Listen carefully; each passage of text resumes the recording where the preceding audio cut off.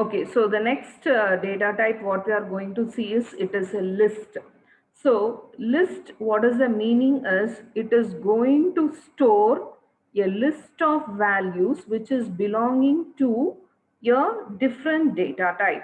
Say for example, I'm storing a variable called as a is equal to 10, 20, 30, 40, 50. But in list, what we used to do is we can store the values which is belonging to your different data type. Say for example, I want to store a student personal details. Say for roll number, that is an integer value.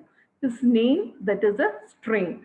Then mobile number, again it is an integer value. His address, it is a combination of numbers and strings. So like this, if I want to group different data types which is belonging to your individual and store it, I can use this string. Okay, so usually how it is stored is in the form of a list. So what is mean by a list? It is nothing but it contains items separated by commas and it is enclosed in a square bracket and afterwards the round bracket. So what is mean by a list we will be seeing practically. So now see here, I have a variable called as list is equal to whatever the value I am going to store, I have to store it in a square bracket. Say for example, ABCD, that is a string value. 786, that is a integer value. 2.23, that is a float value. Then John, again it is a string, and 70.2, that is again a float value. If I want to store multiple data types into a single variable, then I will be using a list. Next, I have one more list, that is tiny list. This list and tiny list is nothing but these are all the variable names. Even you can keep it as A, B, no issues.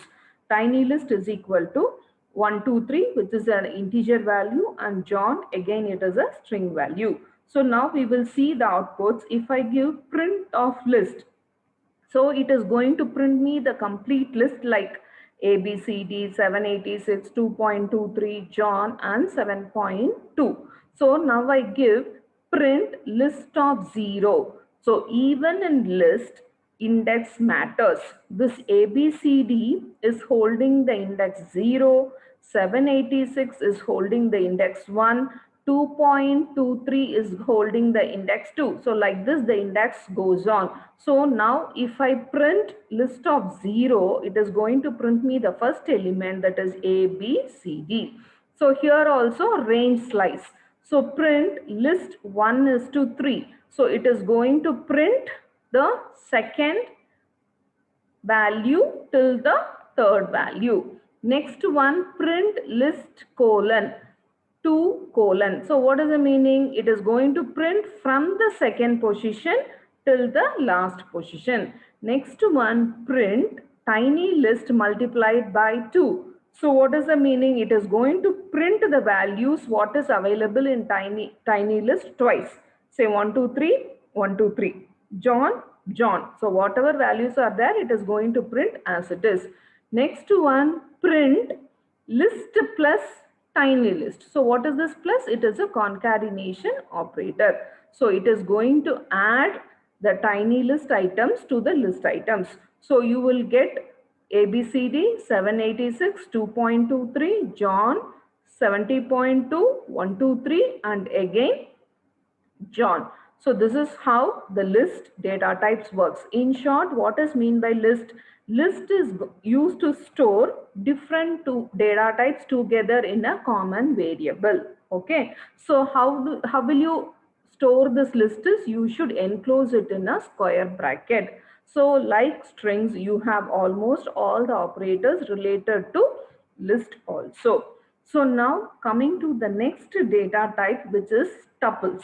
Okay, tuples and list are very much similar. What is the main difference between a tuple and list is enclosed between a square bracket. Tuples are enclosed between a round bracket. Okay, this is the main difference, but functionality wise both are same. But why do we have these two data types? List, we can change the values at any time. In tuples, we cannot change the value. It is only a read-only list. So we have seen in the data types, some data types are mutable and some data types are immutable data types. So tuples, it is just a read-only data type. If you see the same example I have just repeated, what is the difference you felt between the previous and this one is, in list we had a square bracket. In tuples I could see here a round bracket here. So same operations, whatever we have done there, tuple of 0, tuple 1 is to 3, tuple of 2, tiny tuple multiplied by 2, it is going to perform the same operations. Here if I want to change the value ABCD, I cannot do because it is given as a tuple. But in list, if I want to replace this value, I can replace it. Next data type, it is Python dictionary. Okay, so this is very, very interesting. As a dictionary, we have glossaries in a book, right? So whatever characters are available with A, we will be seeing in a book. So near to that particular word, you will be having the page number. So seeing the page number, I can easily navigate to that particular page and we can just go for the contents. So similarly, here also we have a dictionary where we have keys and values, and this dictionary data types are a mutable data types, which means you can change the values of the values at any time. So as we see, dictionaries also will be enclosed in curly brackets. So kindly remember, whenever I talk about list, it is a square bracket. Whenever I talk about a tuple, it is a round bracket. Whenever I talk about a dictionary, it is a curly bracket. So now you can see the like glossaries or the contents, you remember the book. Okay, now I'm having a variable called as dic is equal to key and its value. I'm going to store like this. Simply if I store Zara 7 first, sometimes we will not know what is Zara, what is 7 and what is first. I want to store along the key, okay, like a representation. So we call this name as a key and Zara as its value. That is the format or syntax of dictionary. Now name Zara, age 7, class first. So it is easily understandable, right? If we store like that. Now if I give print dict of name, so what it is going to print? It is going to print me Zara. Now if I give print dict of age, it is going to print me 7. So now like list and tuples, we have functions even in dictionaries. If I want to know the length of the dictionary, the function which is used is len. So it is going to give me the total number of key value pairs which is available. So if I talk about this example, name and Zara is one pair, age and 7 is another pair. So if I give print len of dict, it is going to give me 2. Means like a key value combination, how many values are stored. Next one, copy. So what is mean by copy? It is a normal copy function. The copy function will be just copying as it is. Whatever is there in first dictionary, it is going to copy it in another dictionary. So dict1 is equal to name Zara, age 7. Dict2, I am creating one more variable. Dict2 is equal to dict1 dot copy. So whatever is there in dict1, it is going to copy to dict2 also. Now if I print a new dictionary, what is this percentage yes means? I'm telling I'm going to print a string value. Percentage D means I'm going to print a integer value. Percentage F means I'm going to print a floating point value. Kindly remember this. So now percentage yes means I'm going to print a string value. So now if I say str of dict dict2, it is going to print me whatever is there in dict2. It is nothing but it is a copy of dict1. So why do we do like this is, since it is Zara and age, it is very simple for us. Whenever we have some 100 key value pairs, if I want to reassign to a particular variable, it is very tough to type it again and again. So for that, I can just use this copy function and I can copy whatever is there in dict1 to dict2. So now listen here. We have one variable called as my dict. Here I have two key value pairs, that is name is Jack and age is 26. So now I am writing my dict age is equal to 27. So I am just replacing it. Just listen carefully. Now print my dict. So now it will not print me 26. It is going to print me 27. So that is why we say dictionaries are always changeable. I can change it at any time. Next one, my dict address is equal to downtown. So my dict is already existing with name and age. So if I want to add one more key value pair to that my dict variable, I can just add like this. So address is equal to downtown is also added now. Now if I give print my dict, it is going to print me address, it is going to print me age, as well as it is going to print me name. So my dict as of now, it is consisting three values, that is address, age and name. So now if I say print length of my dict, so it is going to give me 3 because it has name, age and address. Next one, I am copying whatever is in my dict to dict2. So dict2 is equal to my dict dot copy. So it is going to have what is available in dict to dict2 also. If I want to print that, so if I give print new dictionary percentage yes dict2, it is going to print me, see the output in the console window. Name is Jack, age is 27, address is downtown. Why it is not printing age is 26? Because already we have replaced here age is 27. So what is mean by a key and what is mean by a value? I have clearly given here.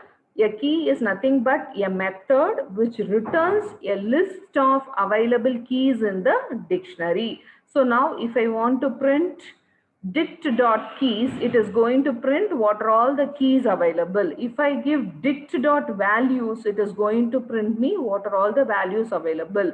Say for this particular first statement dict.keys, it is going to just print me name and age.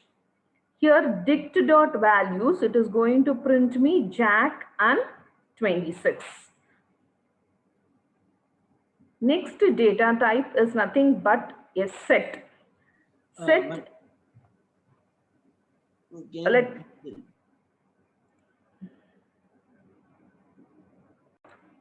Okay. So what is mean by a set? A set is an unordered collection of items. Okay. So what is the difference between, okay, we have n number of things like list, dictionaries, tuples. Then why do we go for set?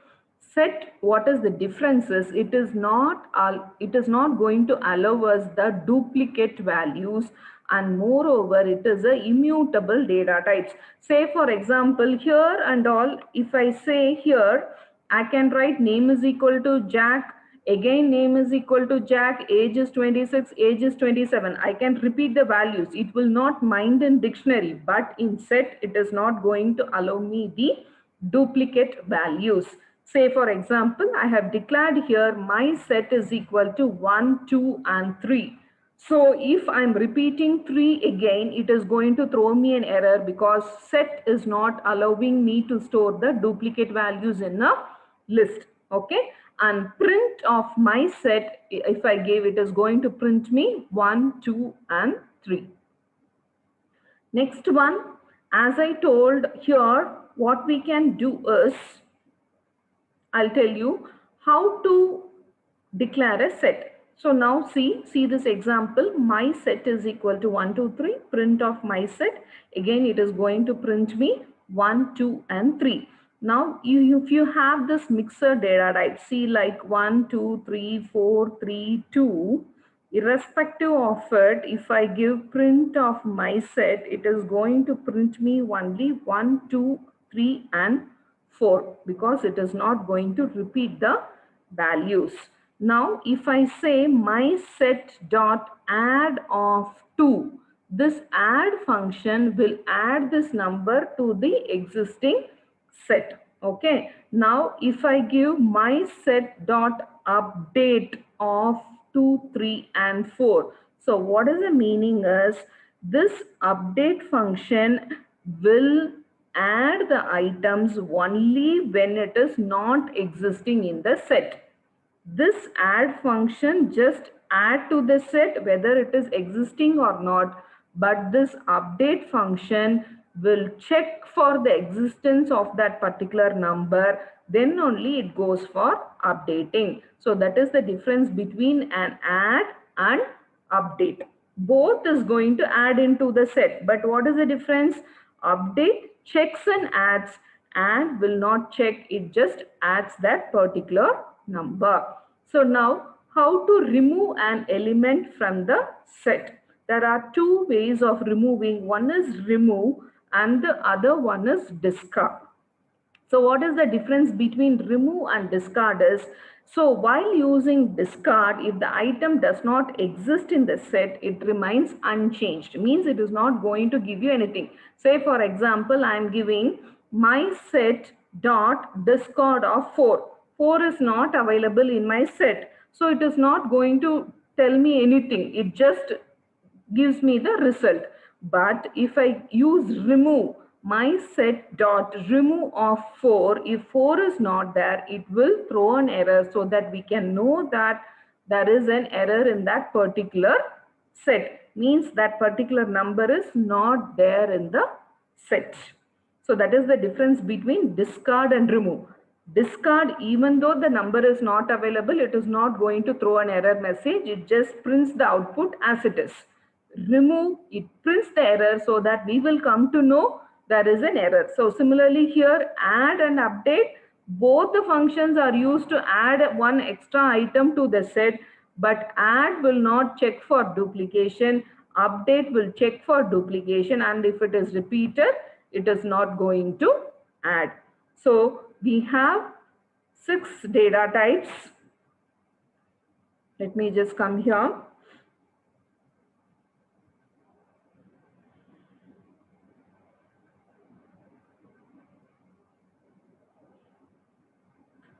Whenever we talk about data types, totally we have 6 data types.